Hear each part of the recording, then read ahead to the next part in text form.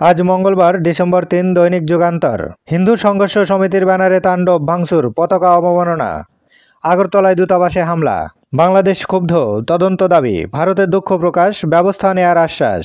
পেট্রাপোল বন্দরে বিজেপির বিক্ষোভ, ঢাবিতে শিক্ষার্থীদের বিক্ষোভ প্রতিবাদ। কূটনীতিকদের ব্রিফিং শেষে পররাষ্ট্র উপদেষ্টা, কোনো সাম্প্রদায়িক কার্যকলাপ বরদাস্ত করা হবে না। বাংলাদেশে জাতিসংঘের শান্তিরক্ষা বাহিনী মোতায়েনের মমতার বক্তব্য বোধগম্য নয়। ভারতীয় মিডিয়ার মন্তব্য ধরে গ্লোবাল ক্যাম্পেইন চলছে। খুলনা ও ময়মনসিংহে তারেক রহমান, আগামী নির্বাচন যে কোনো সময়ের চেয়ে কঠিন হবে। ১ ডজন শিল্প গ্রুপের তথ্য উপাত্ত সংগ্রহ, টাস্ক ফোর্সের জালে রুই কাতলা। মামলার প্রস্তুতি চূড়ান্ত করছে দুদক। গভর্নরের নেতৃত্বে কাজ করছে ১১টি সংস্থার প্রতিনিধি। এস আলমের পরিবারে ৩৫০ ব্যাংক হিসাবের সন্ধান। ভোটার তালিকা হালনাগাদ, আগামী বছর বাড়ি বাড়ি গিয়ে তথ্য সংগ্রহ। আদানির বিদ্যুৎ আমদানি অর্ধেক করছে বাংলাদেশ। শ্বেতপত্র কমিটির সংবাদ সম্মেলন, চোরতন্ত্রে রূপ নিয়েছে চামচা পুঁজিবাদ। মধ্যম আয় ও ঋণের ফাঁদে দেশ, সবচেয়ে বেশি দুর্নীতি করেছে আমলারা। ৩টি জাতীয় নির্বাচনে দুর্নীতির বিষবৃক্ষ রোপণ করেছে।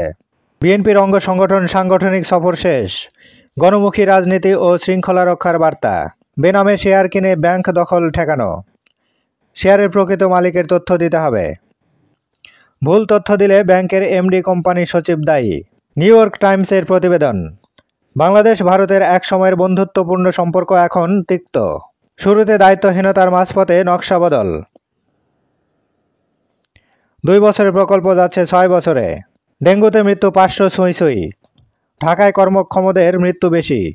মানুষের আস্থার জায়গা এখন ডিএমপির ডিবি। ছাত্র জনতাকে হত্যা মামলার আসামি গ্রেপ্তারের শীর্ষে অবস্থান ডিবির। শ্বেতপত্র প্রণয়ন কমিটির প্রতিবেদন, শেয়ার বাজার থেকে ১৫ বছরে লোপাট লাখ কোটি টাকা। আইনজীবীকে মেরেও আমাদের ফাঁদে ফেলতে পারেনি ডাক্তার শফিকুর রহমান।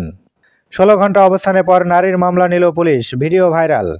গোলটেবিল বৈঠকে উপদেষ্টা হাসান আরিফ, থার্ড টার্মিনাল নির্মাণে দুর্নীতি হয়েছে কিনা খতিয়ে দেখা হবে। আন্তর্জাতিক অপরাধ ট্রাইব্যুনাল, গ্রেপ্তার দেখানো হলো র্যাবের সাবেক ২ কর্মকর্তাকে।